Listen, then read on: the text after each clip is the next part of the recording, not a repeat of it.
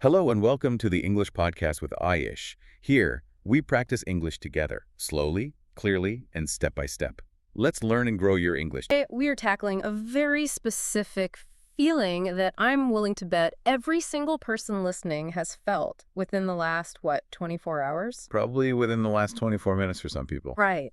It's that sensation of being just absolutely drained. But here's the kicker, and this is the paradox. You're exhausted, but you actually got 8 hours of sleep. You sat on the couch, you physically rested, your legs aren't tired, you haven't been digging ditches, All right. but you still feel like you've run a marathon in mud. It is the universal modern paradox. Wow. We treat exhaustion as a purely physical thing. We think, oh, I'm tired, I must need to lie down. Or I need another coffee. Exactly. Yeah. But the battery of the mind. Right. It argues that we are fundamentally misdiagnosing the problem. Okay. It's not a failure of the body. It's a failure of the battery of the mind. The battery of the mind. I love that imagery because it's so tangible. A comparison that really hit me hard Which one? because I'm absolutely guilty of it. It says we are obsessive about protecting our phone battery. You see that little red icon drop below 20% and you genuinely panic. Total panic. Yeah. You're looking for a charger, you're turning on low power mode, you're dimming the screen. Yes. We treat that phone battery like it's life support. Or think about your money. You wouldn't just walk down the street handing out $20 bills to every stranger who asked for one. Of course not. Or throwing coins at every billboard you pass just because it caught your eye. You Yeah. protect your financial resources. You budget, you check your bank account. Exactly. But when it comes to our mental energy, everyone and everything drain it without a second thought. We're just leaving the apps running in the background. We're handing out our mental cash to anyone who wants it, coworkers, internet strangers, news alerts, and then we wonder why we're bankrupt by 2 in the afternoon. And that is exactly why mental energy is subject to the scarcity principle. It is a finite resource. A finite resource. You do not have an unlimited supply of, say, executive function to get you through the day. Every time you make a decision, resist the temptation, regulate an emotion, you burn a unit of energy. That's a scary thought, actually. Scarcity. We like to think we can just power through. We do. Like if we just try harder, the battery will somehow last longer. We do, but biology disagrees. The brain consumes a massive amount of glucose. And if you give that limited energy to everything, every notification, every annoyance, every single worry, you inevitably have nothing left. Nothing for what really matters. Nothing. And that's the crash people feel. It's not that their legs are tired, it's that their decision-making battery is just, it's flat. That explains so much. It's why you come home after a long day of meetings and you literally cannot decide what to eat for dinner. Yes. It's not that choosing a taco or a burger is some hard intellectual task. No, but it requires executive function. And if you're at 1%, even a taco decision feels like climbing Everest. Okay, so if the battery is leaking, we need to find the holes. This brings us to the first big strategy in the material: auditing your attention. This is all about identifying the culprits. List some very familiar suspects. I'm ready. Unnecessary arguments, negative news, other people's opinions, and the big one, just the act of scrolling endlessly on social media. Oh, the scrolling. It's the ultimate vampire. And the tricky part is you think you're relaxing, right? Yeah, that's the trap. You're just sitting there flicking your thumb. It feels passive. It feels like you're taking a break. It feels passive, but neurologically, it's hyperactive. Your brain is processing thousands of images, headlines, emotions every minute. Wow. Think about the sequence. You see a cute dog, that's dopamine, then a war zone cortisol, then an ad for shoes, that's desire, then your ex's wedding photo, regret.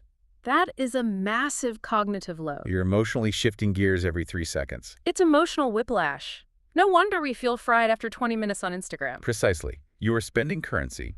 Every time you engage with a piece of negative news or get worked up over some internet argument, you are writing a check from your mental account. So what's the solution? I found pretty profound in its simplicity. It just says, not everything deserves a reaction. That's a bumper sticker right there. Yeah. Not everything deserves a reaction. But let's play devil's advocate for a second. In the real world, doesn't ignoring things make us seem detached? Or maybe even passive? Like we don't care. I think that's the fear.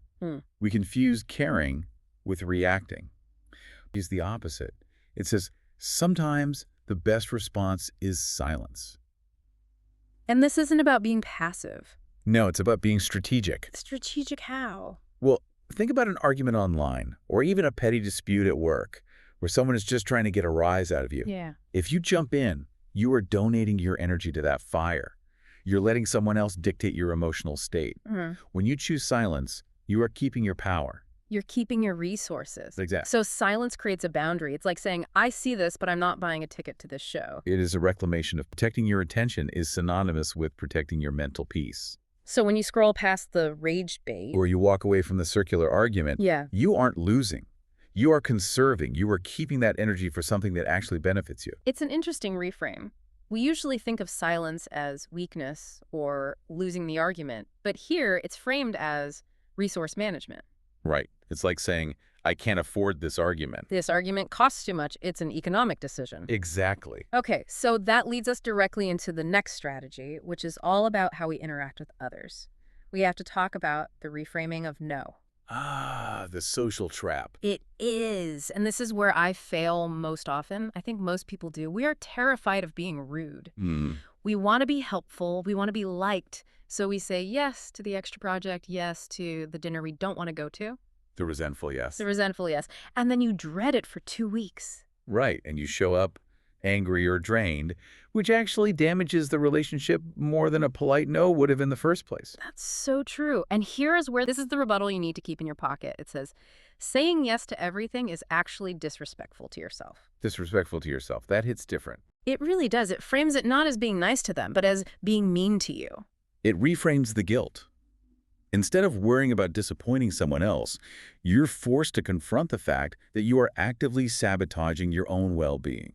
So every time you say yes to something minor, You're implicitly saying no to something major, usually your own rest, your own priorities, or your family.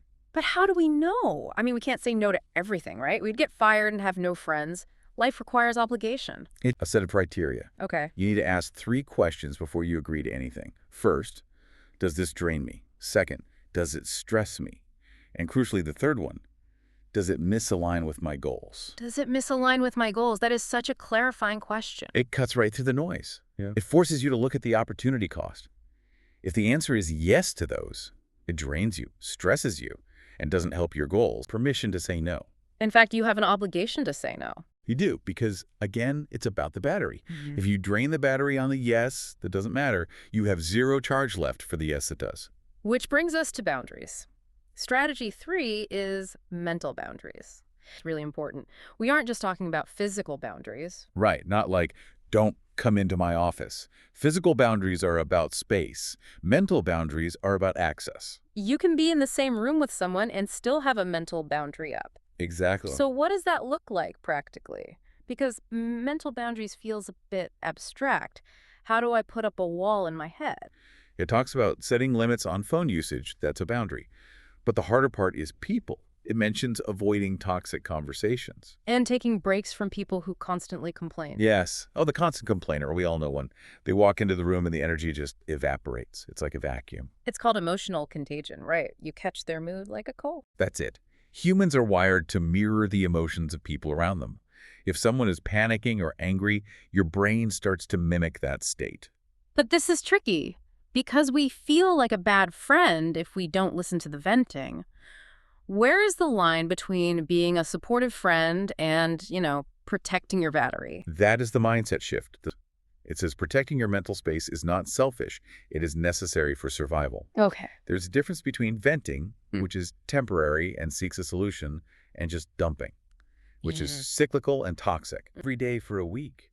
Think about how much more present you could be on Friday evening if you hadn't spent all week leaking energy on things that just didn't matter. That's the goal, a full battery for the things that count. Thanks for today. Take care of your mind.